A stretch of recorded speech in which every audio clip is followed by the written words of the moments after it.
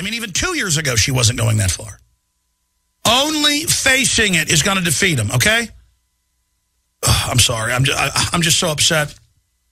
Armed troops burn down homes, kill children to evict Ugandans in the name of global warming. And as Watson pointed out, this World Bank profit company that Al Gore and all of them are involved in, this company and other similar ones, and I literally see trendies all over Austin with, my car is offset. Like, I'm trendy. I'm driving a car, but it's offset.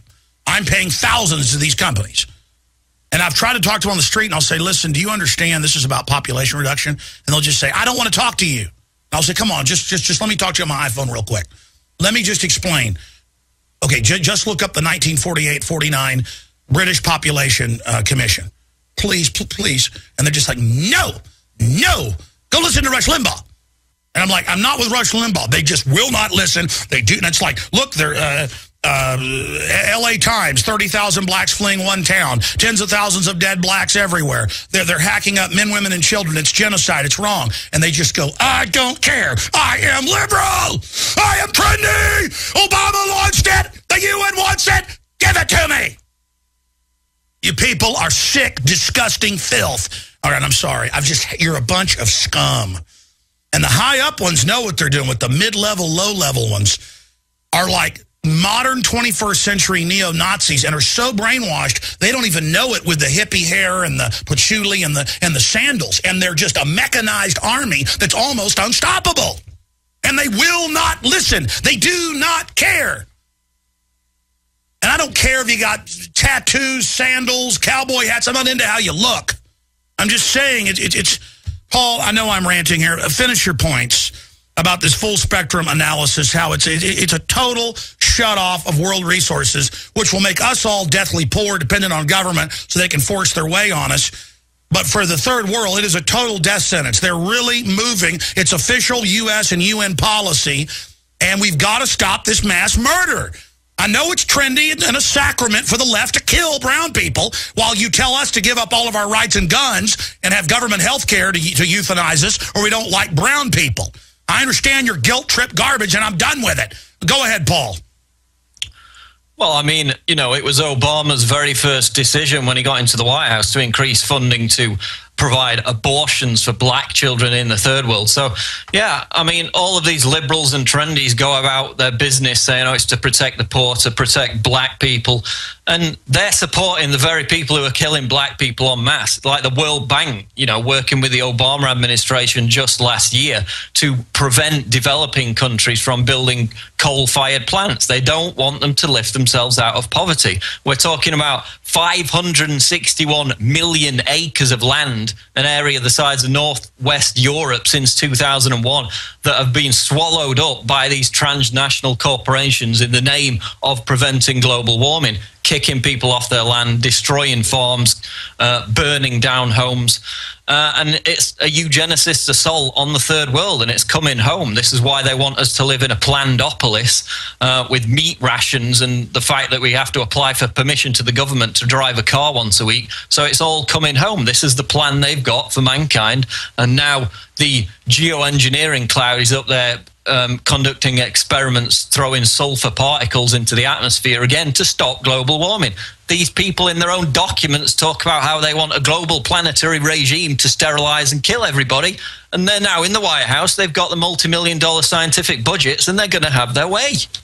And that's the thing, is that over the years, going to college and then being at events with media and going to smart growth conferences, I'd be like, you know, this is a death sentence to the third world, and they'll just look at you with these crazed eyes and go, it doesn't matter, you can't stop us, Jones. And the thing is, mid-level and upper level, they know it's about a power grab and about killing people, and they're racist, and they committed. They said, how are we going to kill these black weeds, as Margaret Sanger said, and these brown weeds? And she said, we've got to pose as liberals to get their trust. These are quotes, so we can kill these subhumans. And they are so vicious, they are so evil. I've even talked to black socialists and people, and they won't discuss the abortion issue. It's their sacrament. It's their weird, sickening, disgusting, out-of-control power trip. And they'll even say to you, well, there are too many people. And they get off on it. Meanwhile, they're having their food manipulated, their water manipulated as well.